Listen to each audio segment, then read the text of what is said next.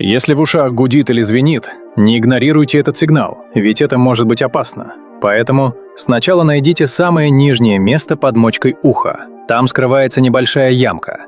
Большим пальцем нажмите на эту ямку и слегка с усилием массируйте 2 минуты. При нажатии это место может сильно ныть и распирать. Вначале массируйте аккуратно, не слишком резко. Делайте каждый день утром и вечером по 1 разу. Продолжайте неделю, а потом снова прислушайтесь к ощущениям. Если научились, то поставьте лайк.